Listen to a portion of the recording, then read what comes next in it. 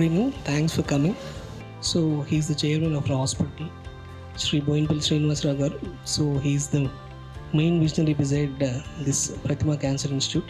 So the main aim of our hospital is to cater the needs of about 1 crore population. So right from Warangal, Adilabad, Karimnagar, Khammam and 2 states of Chhattisgarh and Maharashtra. So we'll be catering around about 1 crore of population. So this 1 crore of population doesn't have any cancer institute. So according to the consensus, around about 100 to 150 cancer patients would be there for 1 lakh of population. So coming to 1 crore, so around at least 10 to 20,000 of cancer patients would be there. So we have started this hospital with 300 bed and it's a state-of-art hospital for oncology and gastroenterology. So we have 2 departments, one is oncology and one is gastroenterology. So future we want to start DNB and MCH program. So currently we are planning for a fellowship program in head and neck surgery. So we have 5 surgical oncologists, myself, Dr. Anil, Dr. Vinith and medical oncologist Dr. Rahul Narayana. We have 2 radiation oncologists, one is Dr. Vishnu.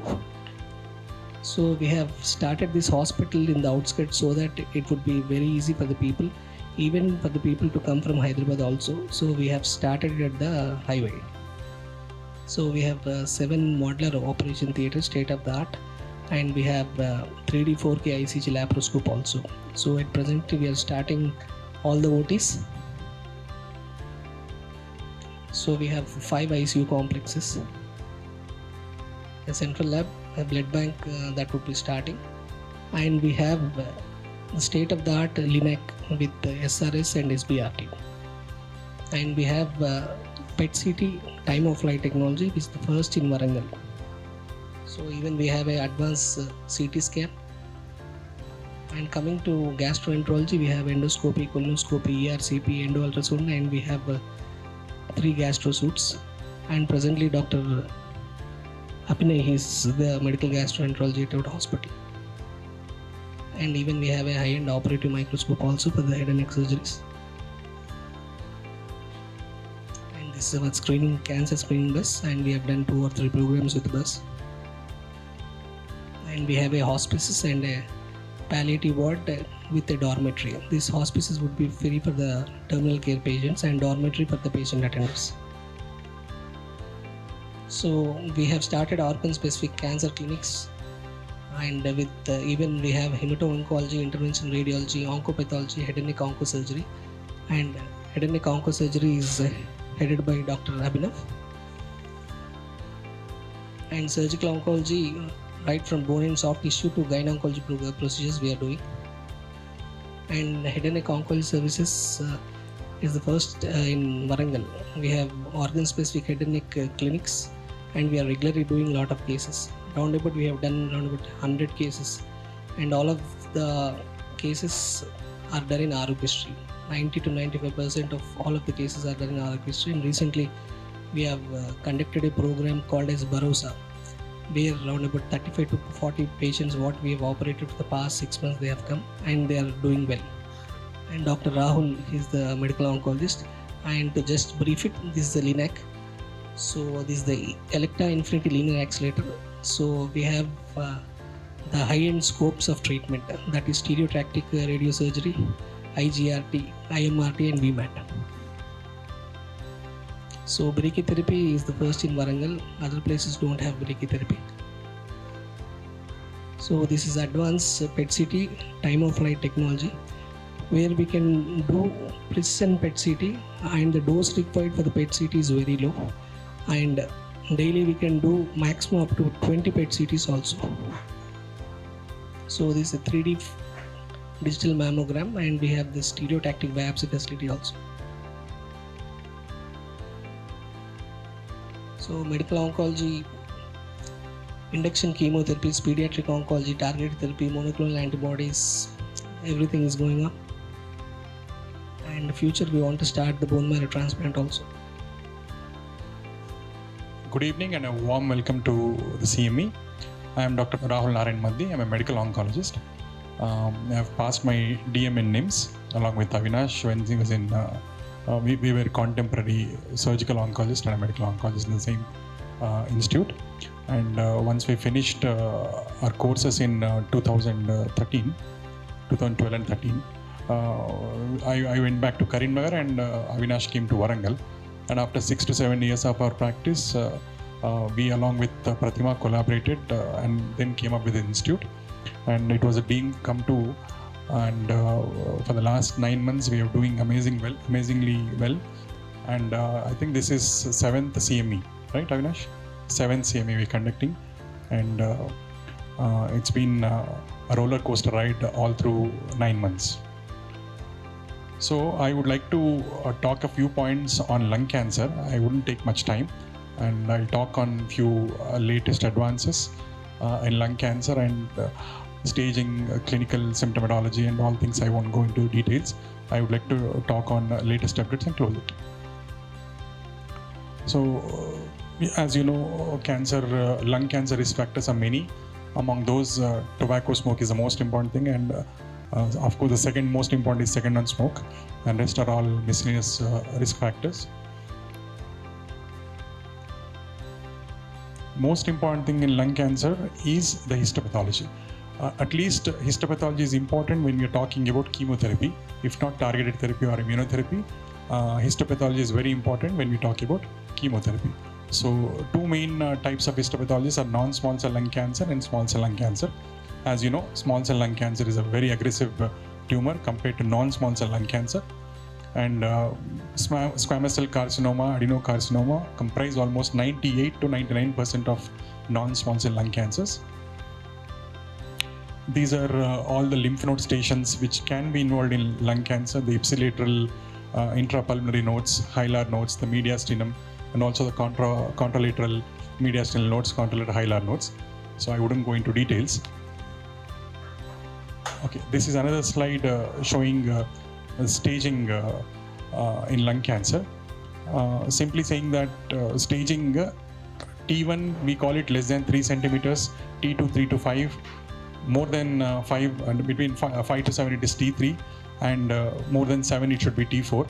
And there are few more things which we have to consider when we say it is T3, T4 lesions. I mean, just physicians and a medical oncologist, stage 4 disease. So that is M categorization. So we call it a MA when there is pleural effusion, pericardial effusion, and or pleural nodules. We call it M1B when we have single extrathoracic nodule. Say for example a single bone lesion, or a single adrenal lesion, or a single lung lesion. So we call it as M1B. M1C, multiple extrathoracic lesions. Theoretically, all M1 lesions are stage 4. But when it comes to practice, M1A is different from M1B. M1B is different from M1C because more the number of lesions, poorer the prognosis. But really in practically speaking, even the M1A is very dangerous when compared to M1B, of course, because in M1A there is malignant pleural effusion. Malignant pleural effusion patients, if they are non-smokers, will have good prognosis. But if they are smokers and if they have COPD, existing COPD along with malignant pleural effusion, usually lifespan is very less.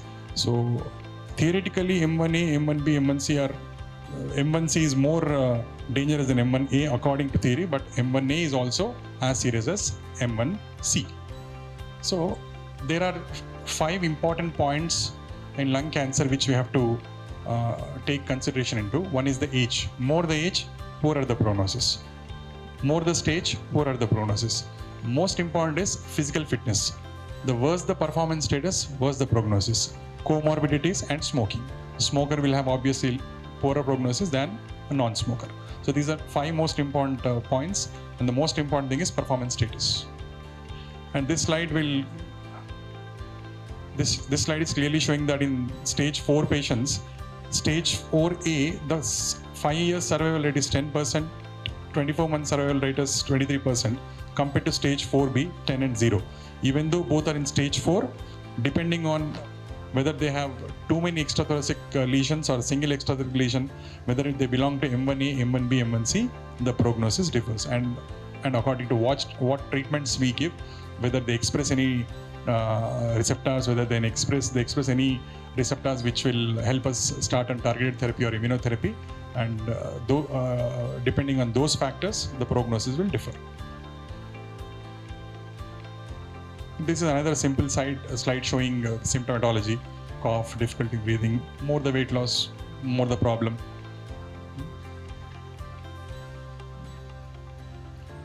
This is another slide showing the same thing. M1A is contralateral lung nodules, malignant pleural effusion. M1B is single extrathoracic metastasis. M1C is multiple extrathoracic metastasis. So, we as lung physicians and medical oncologists, we deal with more with stage 4 lesions and stage 3 also, of course. Along with radiation oncology, we collaborate and give chemotherapies. So in stage 4, the most important treatments will be only 3. That is chemotherapy, targeted therapy and immunotherapy. So how did this treatment evolve over the course of last 50 years? In the 1970s, obviously surgeries were there from long time back. Then radiation therapies have come into picture. Then chemotherapy, single agent chemotherapies, then chemotherapy combinations have come into picture. Then chemotherapy maintenances have been started. Then came into picture the targeted therapy. Then we started giving targeted therapies plus chemotherapies like bevacizumab adding to chemotherapy. Then we have been doing next generation sequencing paneling, and then based on the receptor status, multiple drugs have come into picture. And finally, these days we're giving immunotherapy. This is another slide showing the course of events in the last 50, 60 years. And initially in stage 4 tumors, there was nothing but the best supportive care. And then came cisplatin-based drugs, started with etoposide. Then another drug by name gemcitabine has come into picture. Then a drug by name docetaxel has come into picture. Docetaxel, paclitaxel plus cisplatin was the main drug of choice till 2000s. Then another drug came into picture, that is pemetrexed, which was revolutionary, and even today we use pemetrexed, which has got very, very less side effects compared to other drugs. So then another drug came into picture, which is called bevacizumab, a monoclonal antibody, and monoclonal antibody bevacizumab was added to paclitaxel, carboplatin, pemetrexed.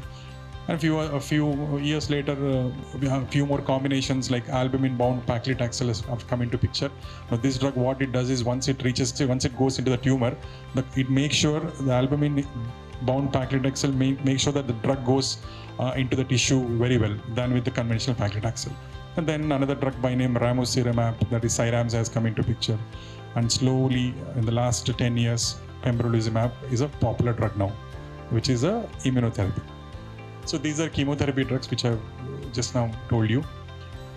And okay, then what if we talk about mutations? If we are planning for any targeted therapy, which we have to, there are multiple mutations which we have to discuss about. The popular one is EGFR mutation, which is commonly done in every patient, right from Arogyashri or to any cash patient, we do EGFR mutation. Another thing which we have to look into is ALK fusion molecules.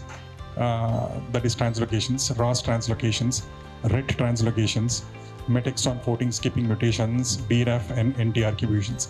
Now, except these first 3, the next 4 mutations are not usually done unless the patient is affordable, frankly speaking.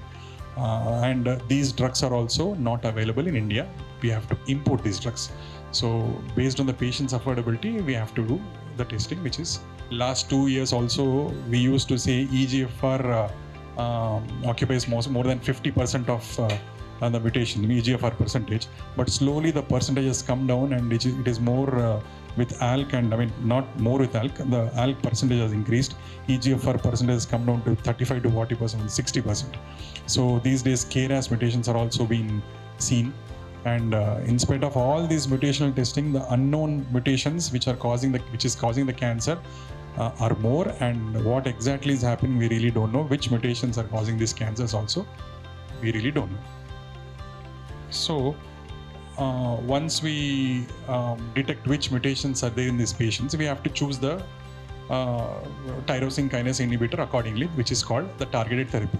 Comparing the conventional platinum chemotherapy to targeted therapy, if you notice this IPASS trial, if you see the PFS, progression-free survival, this targeted therapy, if the patient is expressing the mutation, EGFR mutation, the PFS is more than the chemotherapy. If you can notice this 9.3, 6.3. And erlotinib is another drug which will increase the PFS significantly. And as the generation increase, as the generation goes up, afatinib is a second generation molecule which increases the PFS significantly, 11 months compared to 5.6 months of chemotherapy. Then came into picture the third generation molecule by name osimertinib, which increased significantly, 17.2 PFS compared to 8.5, that is erlotinib 8.5 PFS. So the FLORA trial is a very recent trial, and these days we don't use erlotinib, geftinib, and we directly use osimertinib. Osimertinib is used for conventional mutations as well as TDM mutations also. Now this slide shows something about a few details about immunotherapy. When we diagnose the patient with histopathology into squamous and non-squamous, when we differentiate that, after determining the histology, we do something called PD-L1 testing. Now this is a test which is taken into consideration when we are planning for immunotherapy. If the patient is not affordable for immunotherapy, we don't do these tests. This is measured in terms of tumor mutational burden. So when the PD-L1 burden is high, that is more the PD-L1 burden in the tumor cell, more the chance of immunotherapy working. So I won't go into details of how immunotherapy works, but simply saying that immunotherapy helps by increasing the immunity of the patient and helping the patient attack the cancer cell. So PD-L1 binds to something called PD-1, and the combination usually blocks the capacity of the body to attack the cancer cell. Once we block this PD-L1, the tumor cell is destroyed by the immunity. So these immunotherapy drugs can be added to chemotherapy drugs, and more the percentage of PD-L1 positivity, the more chance that immunotherapy will act. And immunotherapy, these drugs usually can be given as single agents if the percentage is more than 50. Lesser the percentage expression of PD-L1, we have to add chemotherapy drugs to immunotherapies. This is another slide showing few studies where pembrolizumab is given as single agent when compared to chemotherapies. When the PD-L1 is more than 50, the tumor burden is more, the PD-L1 burden is more. Pembrolizumab as a single agent also gives very good overall survival if you compare to platinum chemotherapy, almost double. So when the PD-L1 is less than 50, that is more than 1 and less than 50, the overall survival is less. Same with another drug called atezolizumab. When the PD-L1 tumor burden is more than 50, the overall survival is much better than compared to platinum chemotherapy. So these are all a few pictures about pictures of those drugs. Osimertinib, which is very popular and which has replaced completely the erlotinib and geftinib. And these days, a few more other drugs have come into picture, like alectinib, lorlatinib, brigatinib. These are all ALK inhibitors, second generation, third generation, which give amazing responses. And the EGFR, ALK and ROS are positive.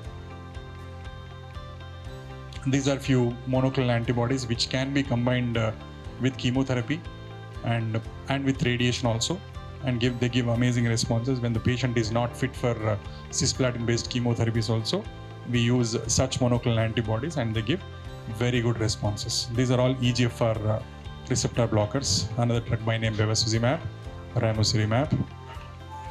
Thank you.